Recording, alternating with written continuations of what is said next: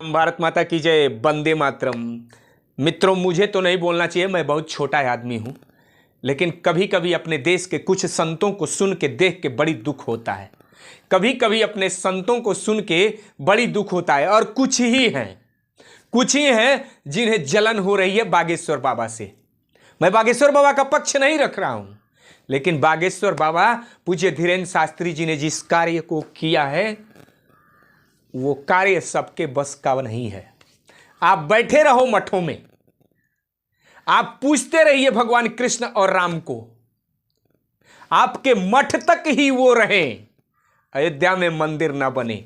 ऐसा संकल्प कहा जाए तो आपने भी लिया था, ऐसा संकल्प कहा जाए तो आपने भी लिया था। और नहीं लिया था तो अपने मठ से कितनी बार आपने बोला कि अयोध्या में राम मंदिर बनना चाहिए।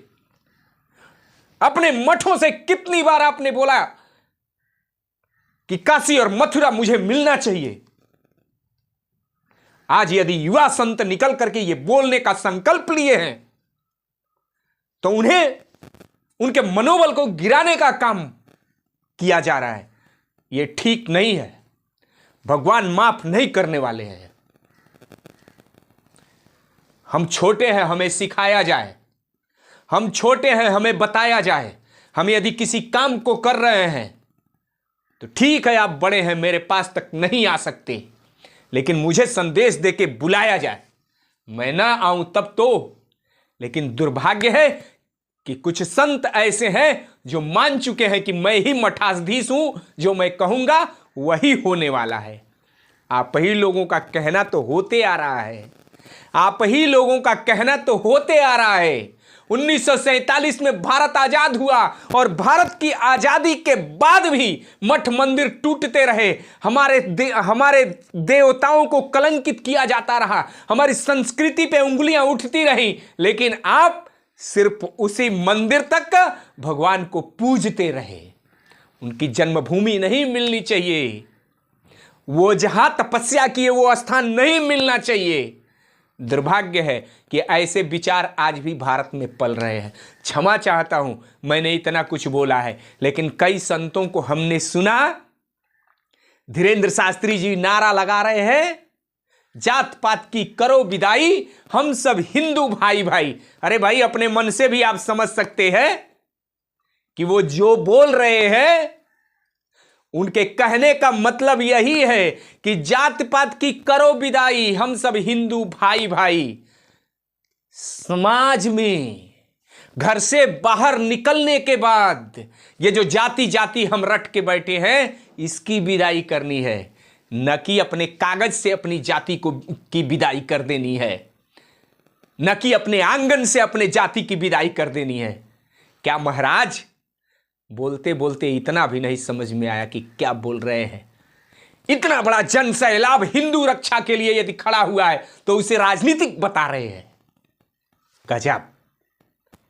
यही है आप सबकी सोच। इसीलिए राम जन्मभूमि को मुक्त होने में इतना समय लगा। और क्या आप मान के चल रहे हैं कि कृष्ण जन्मभूमि आपने मुक्त करा लिया है? अभी भी वो कलंक आपके सीने पे है, लेकिन आप लोग नहीं बोलेंगे, बोल ही नहीं सकते। वो बोलने के लिए और लड़ने के लिए कोई वीर पैदा होते हैं। ठीक उसी तरह से आज समाज में धीरेन्द्र शास्त्री के रूप में एक संत, एक सन्यासी, एक राष्ट्रभक्त, एक धर्मभक्त मां भारती को प्राप्त हुआ है। और मैं आग्रह करूंगा सनातन के बंधुओं से कि धीरेन्द्र शास्त्री के साथ जुड़ के उनके कदम से कदम मिला करके आइए हम सभी चलते हैं और हिंदू को जगाते हैं। जाति पाति की विदाई भीड़ से खत्म करना है, आंगन से नहीं। क्योंकि हमारा जन्म जिस जाति में हुआ है, हमारा सारे कर्म वहीं से होने वाले हैं। इसलिए मैं ये नहीं कहता कि अपने कागज से उस जाति को खत्म करना है, अपने आंगन से उस जाति को खत्म करना है, अपने भाइयों के बीच से उस जाति को खत्म करना है। क्योंकि कुछ काम ऐसे होते हैं जो भाई ही कर सकता है, कुछ कार्य ऐसे होते हैं जो ब्लड रिलेशन ही ऐसा वो कर सकता है।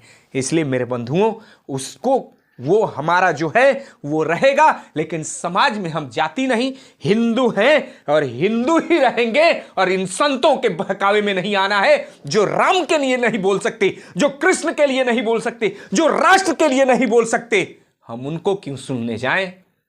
आप पूज्य हैं, आदरणीय हैं, रहिए, अपने मठ में रहिए, बोलते रहिए।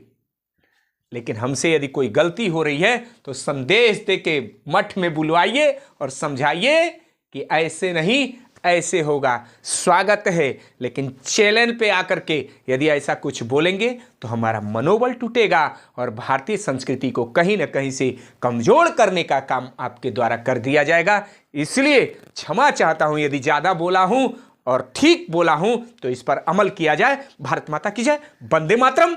जय सिया राम।